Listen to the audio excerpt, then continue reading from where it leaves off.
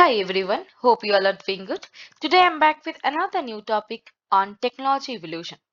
We all know that nowadays there is a huge shift from CMOS to FinFET and then to GAAFET. So there is a certain transition that happened due to certain limitations in the lower technology nodes. So what are the issues that are found in the previous technology nodes and how we are going to solve it in further lower technology nodes with GAAFET technology? We are going to see the differences and the solutions here. So without any further delay, let's get started. So we all know the transition from traditional planar CMOS to FinFET and then to GAAFET architectures was driven primarily by the physical limitations of scaling down planar transistors, which actually led to significant performance and power efficiency issues. So let's discuss on the disadvantages of planar CMOS. I won't go much details, but at least I know everybody has a little concept on this. Just I'm going through overall, I'm going to show the overall issues that are happening, but someday I'm going to definitely make a separate video on this leakage current issue, because that is one of the biggest issue in CMOS. That's why we moved to FinFET technology and we left CMOS behind. So okay, let's discuss on the disadvantages of planar CMOS. So, as the physical dimension of planar CMOS transistors were miniatured to below 22 nanometer, several critical problems started coming up, like AC, short channel effects, sudden increase in leakage current, uh, a lot of power dissipation, poor gate control, then certain electrostatic control was getting like it was getting lowered, sudden performance degradation started happening. A lot of effects started coming into the picture. So let's start with increased leakage currents. So why suddenly this leakage current was increasing? uh, so in planar transistors, as the channel length started shrinking in lower technology nodes, the gate loses its effective control over the entire channel region, especially at the bottom, especially at this bottom. So this leads to an unwanted current flow even when the transistor is meant to be off. So which significantly increases the static power consumption and heat generation. So leakage current becomes a great concern in deep submicron CMOS technology. And we already know leakage current means it consists of four major components. Which are those? They are like subthreshold leakage current, reverse bias junction leakage current that are found by DIBL, we say, like drain induced barrier lowering, and then gate tunneling leakage. But also there are still some leakage, additional leakage currents, like this gate induced drain leakage, which we call as GIDL, subthreshold leakage, then this punch through leakage current. So there are a lot more components that are introduced suddenly when we started practicing this CMOS in lower technology nodes. So we will discuss about these further in a separate video. But today overall we can just see there are certain leakage currents that are happening due to some different components that are coming into the picture in lower technology nodes. Let's move to the next point. So next is we started seeing that there is a poor gate control that is happening in planar MOSFETs. So what happened is, like, as we already told, like the gate sits only on top of the channel, right? The gate sits only on top of the channel, and as the channel length becomes shorter, the gate lost its effective control over the flow of current in the channel, particularly in the bottom of this channel. So that leads to significant power leakage even when the transistor is supposed to be off. Okay, next is electrostatic control. So the gate, as we are saying, like the gate is already sitting at the top of the channel. At smaller scale, the drain voltage becomes to influence the channel potential. So that's reduce the channels, that reduce the gate's ability to turn the device off effectively. So this is like quantified by a highly subthreshold slope and phenomenon like which we call as DIBL, drain induced barrier lowering. So because of that, we are seeing certain poor electrostatic control in these lower technology nodes. Then comes like threshold voltage variability, means like maintaining a stable threshold voltage becomes very difficult at very small dimensions due to manufacturing variations and random dopant fluctuations in the channel that leads to again inconsistent device performance. And as we are talking about device performance, means again there is a sudden degradation at performance. So the issues, how much performance could be gained from further scaling remains the same. Like the drive current did not increase as expected with each new node, and the honor of current ratio started deteriorating. Next is quantum tunneling. So we started suddenly seeing that there is a like as the gate oxide layer was made thinner to improve gate control, the gate leakage current due to quantum tunneling increased significantly. As the gate oxide layer became extremely thin to maintain performance, electrons could tunnel directly through the insulator due to these quantum mechanical effects, and again that leads to additional leakage current. So due to this, we actually moved forward Finfet technology. So basically Finfet technology, what it was doing, it overcomes the limitations of the traditional planar CMOS by employing a 3D structure that provides superior electrostatic control over the transistor channel, and the design effectively mitigates the critical issues that arises at CMOS devices after scaling down to nanoscale dimensions, with excessive leakage current, short channel effects, all those things were mitigated. Then we started facing there is certain, first we'll discuss how CMOS issues are resolved by FinFET. So first if we see, like as the channel length in planar CMOS transistor decreases, the electric field from the drain can interfere with the source, degrading gate control and causing problems like DIBL. We have seen that. And again the threshold voltage roll off. So FinFET, what it was doing, FinFET's multi-gate, like typically there will be tri-gate, right? There will be tri-gate typically. So FinFET's multi-gate, it started wrapping up the fin-shaped channel. It started wrapping up the fin-shaped channel. So this fin-shaped channel, it started wrapping up this fin-shaped channel, maintains a strong electrostatic control even at very small dimensions. Effectively, it is suppressing the short channel effects issue. Okay, and the poor channel control in we have seen the poor channel control in the planar CMOS that was leading to subthreshold leakage current, so which was also increasing the static power consumption and heat generation. So what FinFET is doing, FinFET again wrapping around the gate structure, FinFET wrapping around this gate structure, significantly reducing this leakage by fully depleting the channel. So it's allowing very little current to flow when the device is off. Okay, and we also have seen the so we have also seen uh, planner CMOS technology struggles to maintain this performance and efficiency below certain technology nodes, like below some for some projects there will be like below 28 nanometer, some projects will say below 22 nanometer. But this 3D structure of FinFET, it allows for continued miniaturization and higher transistor density on the same chip area. So that extends the viability of this Moore's law for several generations. So it's basically increasing the scalability.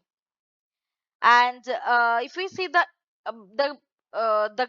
enhanced gate control and the higher drive current, which we call as the higher on current of FinFET, that results in faster switching speeds, improving overall circuit performance, and it's enabling higher operating frequencies. So it's actually somehow it is able to mitigate those issues in planar CMOS. But again we faced that as semiconductor manufacturing moved from planar transistors to 3D FinFETs to continue scaling, FinFETs provide much needed control over channel. But whenever, like at below 7 nanometer, like at 5 nanometer, 3 nanometer nodes, several issues started emerging again. What are those issues? Those issues are like poor electrostatic control, or which we are talking about like ACs issues. So again, in FinFETs at like 5 nanometer or 3 nanometer kind of devices, we are seeing that the gate surrounds the channel on only three sides, right? So as the gate lengths are aggressively scaled down, the ungated bottom side makes it difficult to maintain uniform control. So again, it's lead to increase DIBL, that is the drain induced barrier lowering, and again because of that the threshold voltage roll off. Again, the another reason is it is again the poor control over the channel leads to higher off state leakage currents, which is increasing the static power consumption, and again it is impacting overall power efficiency. Next is quantized channel width. So the channel width in a FinFET is determined by the height and the number of the fins, right? That means designers must use like integer multiples of fins. The limits design flexibility in tuning performance and power requirements. So this is basically at lower technology nodes, we are seeing there is a limitation. There is a limitation that every designer is facing in that there is no flexibility to uh, like uh, like tune the performance and power requirements. And also like electrical characteristics are highly sensitive to small variations in fin dimensions, so that is leading to performance inconsistencies, and again reliability issues are coming. And the narrow fin geometry, it is restricting heat flow to the substrate, so again that is leading to the localized hotspots, and potential performance degradation is happening, so it's very hard to maintain the thermal issues. So let's see how the issues of FinFET can be solved nowadays at very lower technology nodes, like less than 5 nanometer, 3 nanometer. So there comes a new technologies, like as FinFETs approach their own scaling limits, but it is failing with some challenges in fin width variability and maintaining sufficient drive current with fewer taller fins. The GAAFET technology emerged with the next step. So GAAFET technology comes with some nanosheet or nanowire FET technology. So in a GAAFET, the gate completely surrounds the channel. So if you see, this is the planar CMOS, where we had one gate, we had planar like 2D dimension, source and drain. In FinFET, we had 3D dimension, source and drain was there with a fin.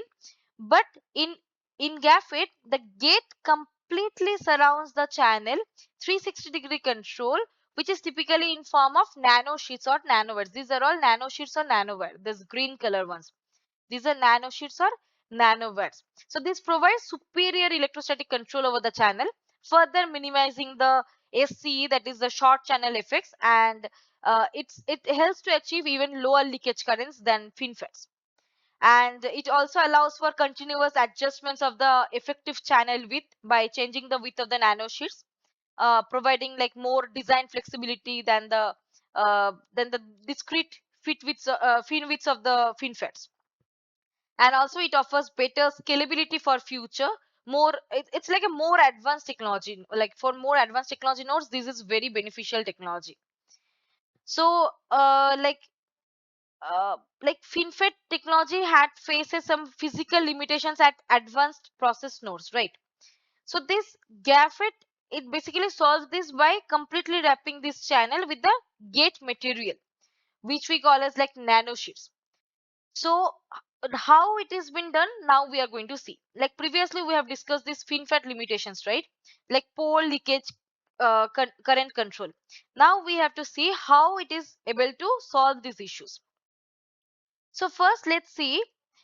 So if we see the gate, the gate material fully enclosed all four sides, like 360-degree coverage will be there, and this completely controls and minimizes this SCE.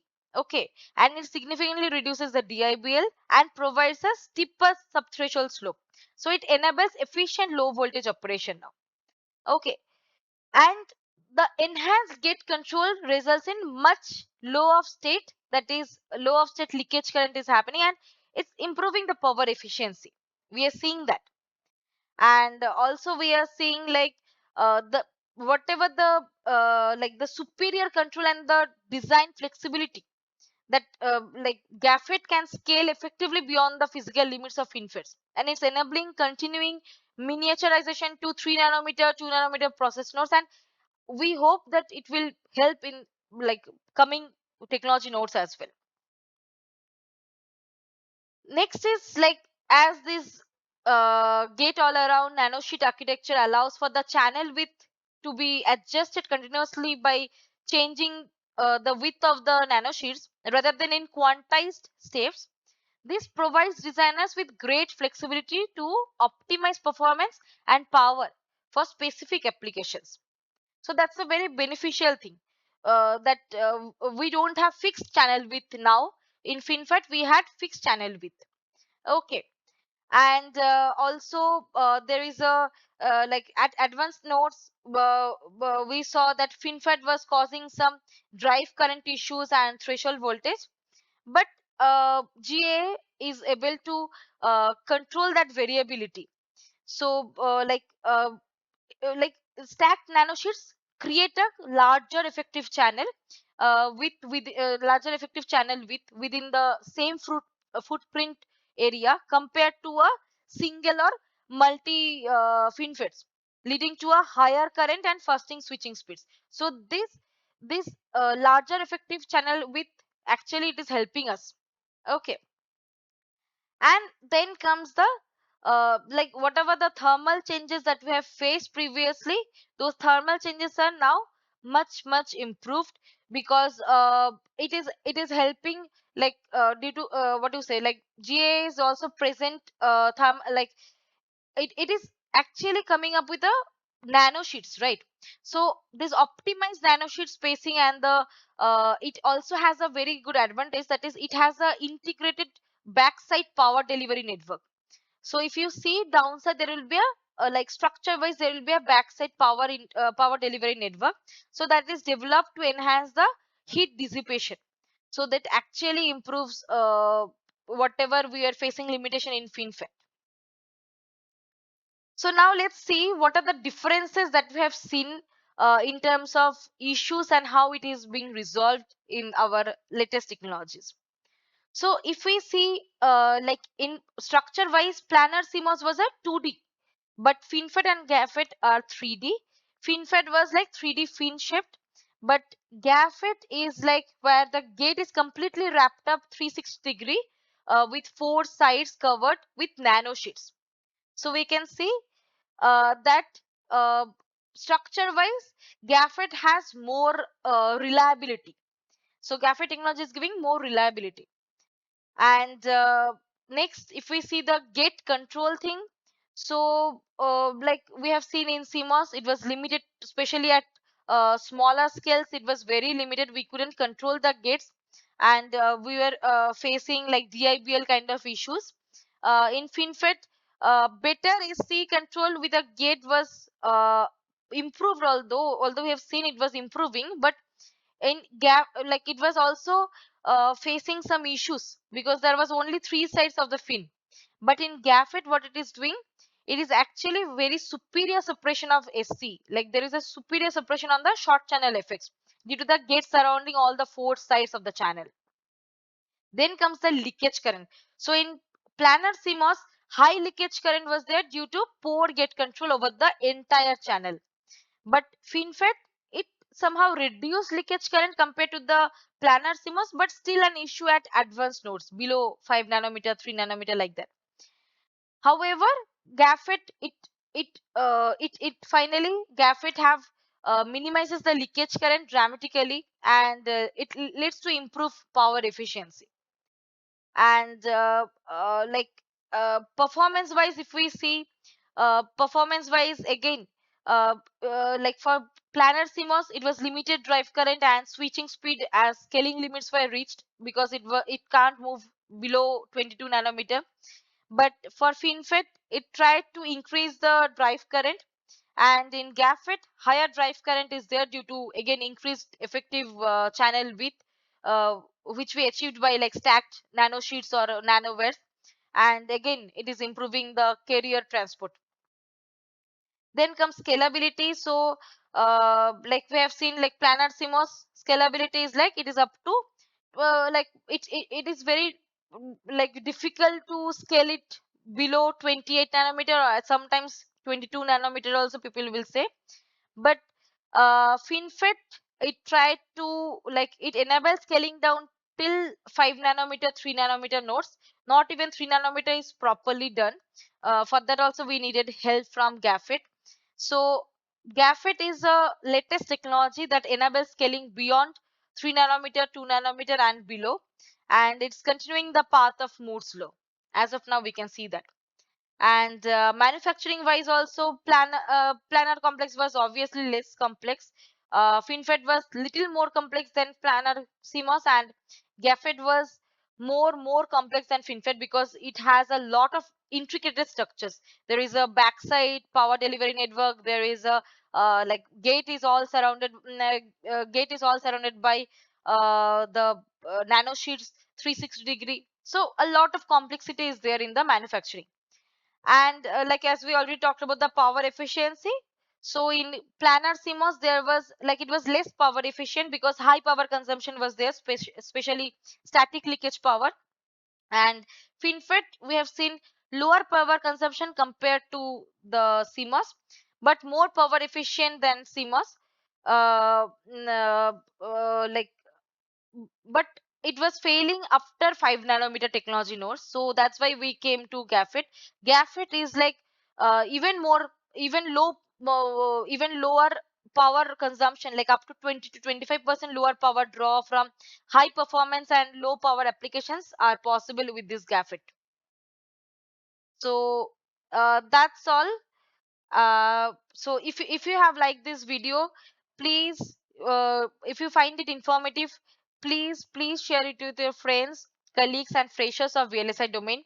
And thanks for watching this video. For more such topics, please subscribe to this channel. We'll come up with another informative video.